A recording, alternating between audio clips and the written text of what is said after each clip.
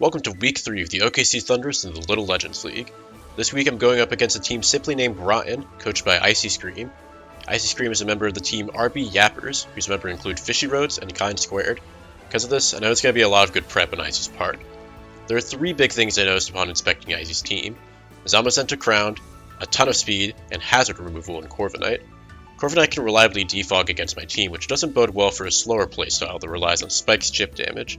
My epiphanal solution to this was to run a hyper-offense team, a playstyle which relies on setting hazards with a suicide lead and keeping them up with offensive pressure. Let's get into the team. Kicking things off is my Alolan Dugtrio. Dugtrio is fulfilling the suicide lead role here. The idea is to set up Stealth Rocks, use Memento, and let something come in and set up. Usually you would run max speed for this, but I opted to invest in HP and defense and use a Cuss Stab Berry instead. By running this bulk, I can always live a hit from Weavile, slow down its tingling hair, and get off a Memento. Dugtrio can also survive a Choice Band Jet Punch or Flip Turn from Palafin. If Icy leads Palafin and Flip Turns, I can use Priority Memento since I'll be in Cuss Stab Berry range. I think this is a cool lead that I'll be able to reliably get up rocks with and Memento out. Next up is Magearna, and since I'm going with Hyper Offense, I'm using the classic Demon Mag set. The idea with this set is that Mag can become unkillable with the healing that Leftovers and Draining Kits provide, then snowball with Soul Heart boosts. By investing fully in HP and physical defense, I can reliably check the physical attackers, especially Weavile. I don't need a lot of special bulk anyway since Icy doesn't have any particularly strong special attackers, so Calm Mind prevails out of the special defense I need. The one concern with this set is that it's vulnerable to Roar from Zamazenta. If I suspect a Roar Zamazenta, Mag can come in last should it come down to that. However, if I find the right opportunity to start setting up and Icy doesn't run Roar, this set can sweep. Next up is my Mienshao. My plan with this set is to use bulk up once and use incredibly powerful high jump kicks. With the boost from Reckless and Black Belt, high jump kick has an effective 187 base power, which is pretty monstrous with stab and +1 attack. Mienshao can't outspeed Zamazenta, Weavile, and Regieleki, so I ran just enough speed to outrun max speed Pikachu. The HP EVs allow Mienshao to live +1 body press from Zamazenta at +1 defense itself. The plan is to go into Memento its Mienshao, which will allow it to use bulk up as Icy switches. Then, if they go to something faster than Mienshao, I can live hit an Oko bag with high jump kick. Hopefully Mienshao can get set up and punch a hole in Icy's team. Coming at the 4th slot is Giratina.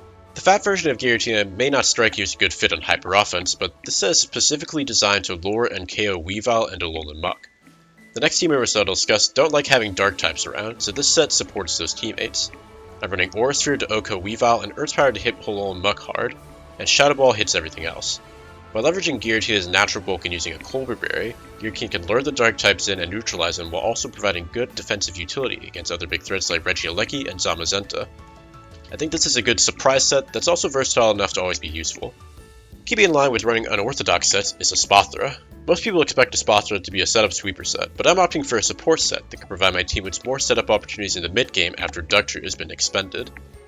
Light Clay allows me to set up screams for enough time for something else to get multiple boosts.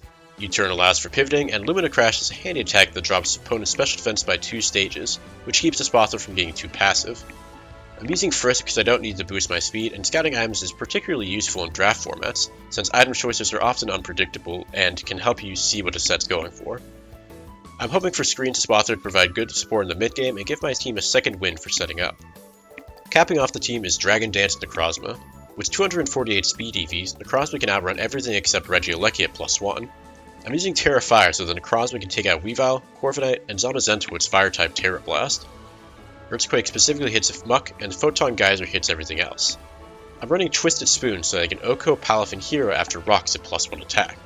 Once I get up a Dragon Dance, Necrozma is guaranteed to do some huge damage. And that sums up my wonky Hyper Offense team. I didn't really draft this team with such a fast playstyle in mind, but I think I've made it work. So let's see how it performs in the battle. Alright, so leading off the battle, I go as my Dugtrio and they go Palafin, a lead up I pretty much expected. So I get up my Roxas to go in Corviknight, and I expect they're going to defog here, so I just Memento out. Dugtrio doesn't really need to do anything offensively, so I can prevent a taunt or defog immediately. This gives me Mienshao my opportunity to bulk up, all according to the plan, as they go for a defog, which, you know, I get my rocks taken away, but I also now have a Mienshao that can one-shot Corviknight, and getting rid of Corviknight is huge here. They go into their Basket Legion, but I figure it would be Scarf, which it was, and it revenge kills me. And here, it's Magearna time. I figure they probably didn't want to stay in and Shadow Ball what's usually especially defensive Magearna, and I start getting my boosts up. And I went to Magirna here because I noticed there's no Zamazenta. No Zamazenta means no Roar. And so Regieleki here is just going for Thunderbolts and Thunder Wave just to try to slow, the Magirna down, but at this point Regieleki just can't do enough damage, and with the leftovers and Draining Kiss healing, just like I had planned, Magirna's just fine. Then Palafin comes in and does only 39 with Wave Crash, and then I heal like all of that health back with Draining Kiss. They go for it again, because what else are they gonna do? Draining Kiss again.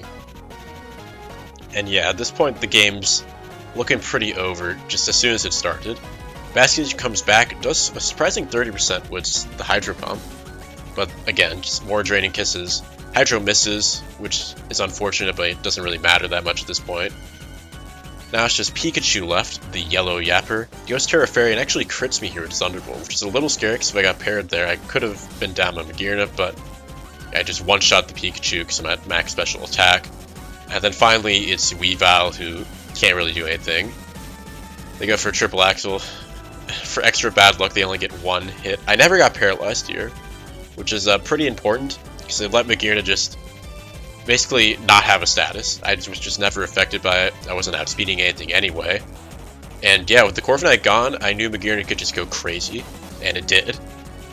So yeah, GG's to Icy. I'm sorry, this felt a little dirty using the Demon Mag set and just getting no paralysis, but that's how it goes.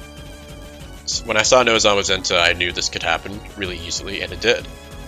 So yeah, that covers the battle for this week. It was short but sweet for me, and I hope you liked it. Hope you're seeing the effort I'm putting in. I'm trying to make these very nice and presentable.